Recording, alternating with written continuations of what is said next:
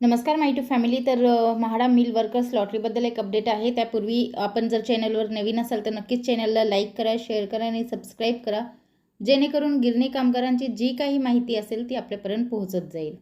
तर अपात्र गिरणी कामगारांना म्हाडाचं घर मिळणार आणि सर्व अडथळे सरकारकडून दूर.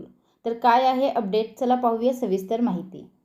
कागदपत्रांतील त्रुटीमुळे अपात्र ठरलेल्या गिरणी कामगारांना आणि त्यांच्या वारसांना खुशखबर आहे.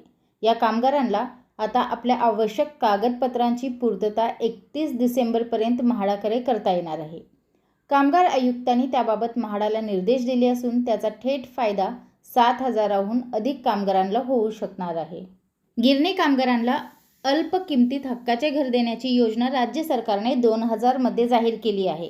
त्यानुसार मुंबई शहर आणि उपनगरातील 58 बंद गिरण्यांमधील म्हाडाकडे नोंदणीकृत व यापूर्वी झालेल्या सोडतीत यशस्वी न झालेल्या सुमारे 1.5 लाख गिरणी कामगार व त्यांच्या वारसांची पात्रता निश्चितीकरिता म्हाडाने अभियान सुरू केले होते.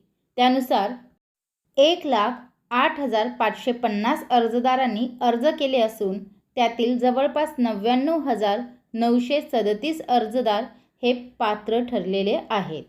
कागदपत्रांतील त्रुटीमुळे जवळपास 7,000 कामगार अपात्र ठरले आहेत. त्यामुळे संबंधित कामगारांना आवश्यक कागदपत्रे जोडून देण्यासाठी मुदतवाढ देण्यात यावीत म्हणून कामगार आयुक्तांकडे गिरणी कामगार संघटनांनी मागणी केली होती. त्यानुसार 31 डिसेंबरपर्यंत मुदत दिली आहे. त्यामुळे वेळेत कागदपत्र न मिळाल्याने ती सादर करण्यास विलंब झाला होता. त्यांना दिलासा मिळणार आहे. SMS द्वारे माहिती. म्हाडाने दिलेल्या मुदतीत ज्या गिरणी कामगारांना दिलेल्या कालावधीत कागदपत्रे अपलोड करता आली नाहीत अशा गिरणी कामगार वारसांना कागदपत्रे अपलोड करण्यासाठी डिसेंबर अखेरपर्यंत विशेष संधी द्यावी व त्या अनुषंगाने पोर्टलमध्ये बदल करावेत असे आदेश कामगार उपआयुक्तांनी म्हाडाला दिले आहेत.